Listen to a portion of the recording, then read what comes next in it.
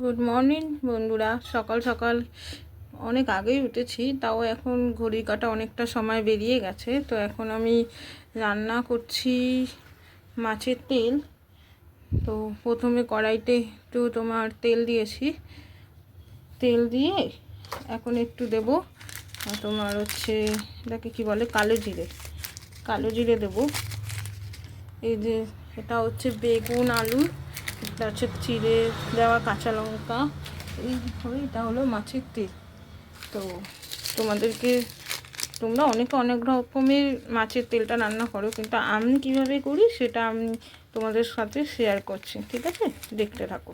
এটা একটু পরিমাণ মতো একটু কালো জিরে দিয়ে দিলাম, তারপরে চিড়ে রাখা কাঁচা লঙ্কাগুলো দিলাম। বাবাকে গ্যাসটা একটু আস্তে করে দিই। তারপর দেবো এই কেটে কেটে টুকরো করে রাখা এই আলুগুলো।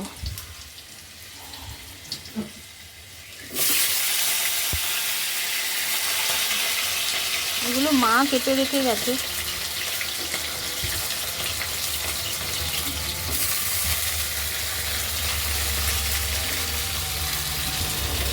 এই যে কেটে রাখা আলুগুলো দিচ্ছি। এবার দেবো পরিমাণ মতো একটু নুনটা দিলাম। তারপর দেবো একটু হলুদ দিয়ে একটু নাড়াচাড়া করবো।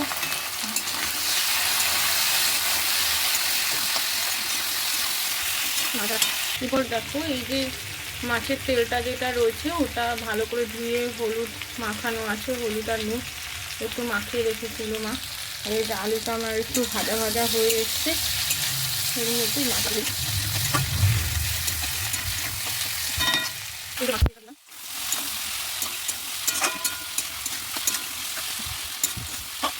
মাছের তেলটা দিয়ে নাড়াচাড়া করুন। এবার দেবো একটু লঙ্কার গুঁড়ি,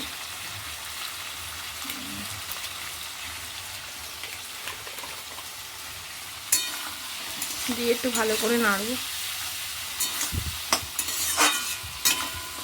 অনেকদিন পর ভিডিও দিচ্ছি, রেগুলার তো হয়ে ওঠে না ভিডিও দেওয়া, ওই কারণে তখন ইচ্ছে হয় তখন দিই।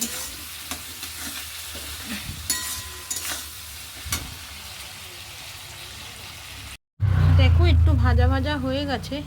এরপর দেবো একটু বেগুন যে কাটা রয়েছে সেই বেগুনের টুকরোগুলো দিয়ে দেবো।